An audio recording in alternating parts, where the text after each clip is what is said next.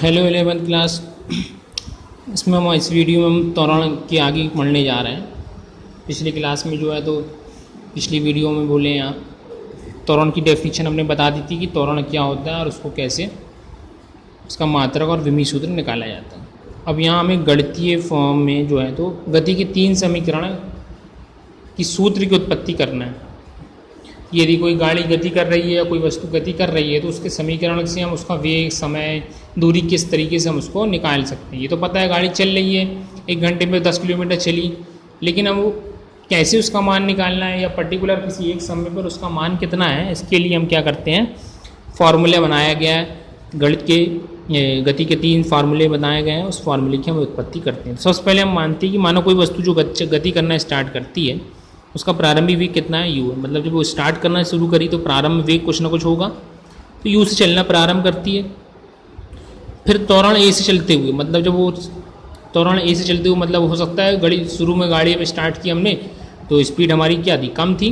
फिर हमने क्या किया, धीरे धीरे स्पीड बढ़ाया तो मतलब वेग में परिवर्तन हुआ। जब वेग में परिवर्तन होगा तो क्या होगा, त्वरण आएगा। तो त्वरण से चलना जब स्टार्ट करते हैं तो समय t के बाद, समय t के उपरांत हम क्या बोलते हैं, s दूरी तय करने पर हमारा वेग, अंतिम वेग कितना आता है, v हो जाता है। मतलब जब हम गाड़ी को रोकते हैं या फिर स्पीड जो हमारी लास्ट में रहती है उसे हम कैसे प्रदर्शित करते हैं, v से। सबसे पहले हमने क्या माना कि प्रारंभ में वेग कितना है, u है, और अंतिम में वेग कितना हो गया, v। u से v तक चलने में हमें कुछ समय लगा होगा, उस समय को हमने माना t। कुछ दूरी तय की करी होगी, उस दूरी को हमने माना है s। और जो वेग में त्वरण में जो आया है या वेग में जो परिवर्तन उसको हमने मान लिया a।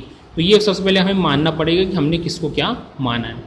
अब चलते हैं फार्मूले की तरफ। फार्मूला कैसे निकालेंगे, तो फार्मूला पहला वाला बिल्कुल आसान है। पहला वाला क्या है, गति का जो प्रथम समीकरण है, तो परिभाषा अनुसार मतलब ये कि हम त्वरण की परिभाषा क्या निकाल चुके हैं, वेग में परिवर्तन बटा समय।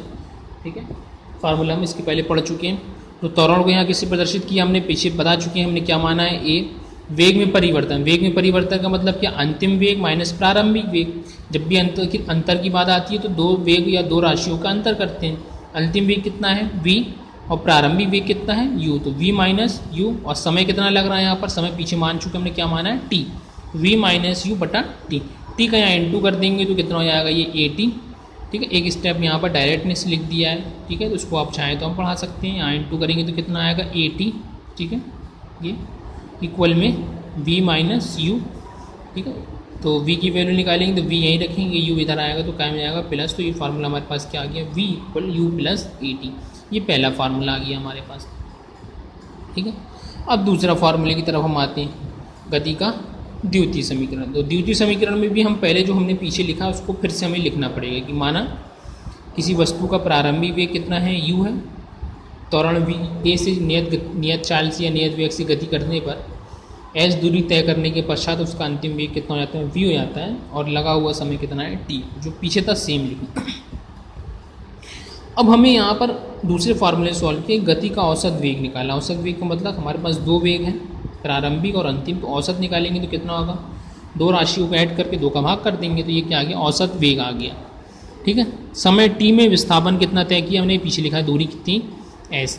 अब देखिए इस वाले में हमने दूरी का s का कोई नामो निशान नहीं आया, तो हम इस वाले फार्मूले से हम दूरी नहीं निकाल सकते, इसलिए हमने दूसरा फार्मूला निकाला है जिससे हम दूरी निकाल सकते हैं। फार्मूला विस्थापन बराबर क्या होता है, औसत वेग गुणा समय। ठीक है, ये फार्मूला कहाँ से आया, वेग से ही आया। वेग बराबर क्या होता है, विस्थापन बटे समय।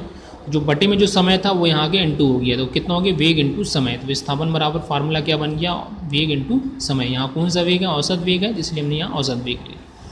एस इक्वल औसत वेग का मान कितना है, u प्लस वी बाई 2। यहाँ रख दिया हमने u plus v by 2 into T.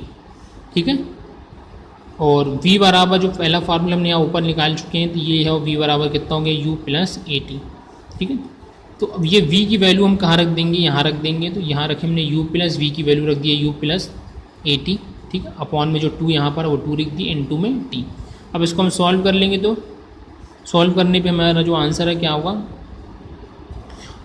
u और u कितना हो गया, 2u, और 2 का इसमें भाग करेंगे तो यहाँ पर तो कितना है बचेगा, u।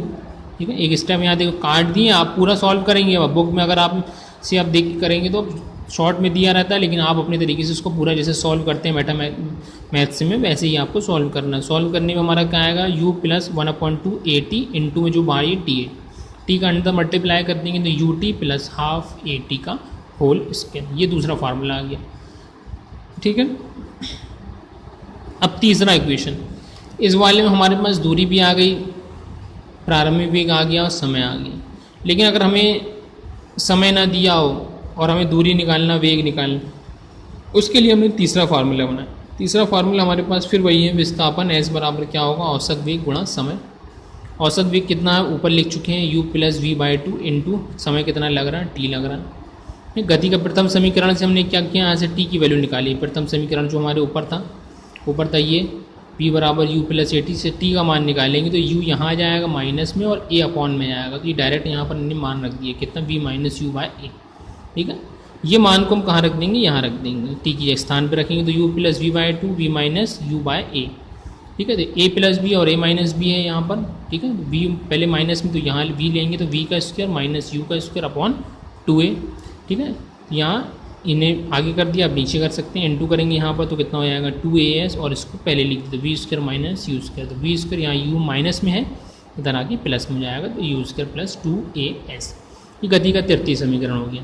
इसमें बहुत शॉर्ट में हुआ है, आप पूरा लिखेंगे, इसको सॉल्व करने का तरीका बता चुके हैं। गति का तृतीय समीकरण आप डालेंगे, फिर वही लिखेंगे आपकी, माना कोई वस्तु प्रारंभिक वेग u से चलना स्टार्ट करती है, t समय के पश्चात उसका वेग v हो जाता है, उसके द्वारा त्वरण कितना a है तथा तय की गई दूरी या विस्थापन कितना है ऐसे, तो उसको आप ऐसे सॉल्व करना है।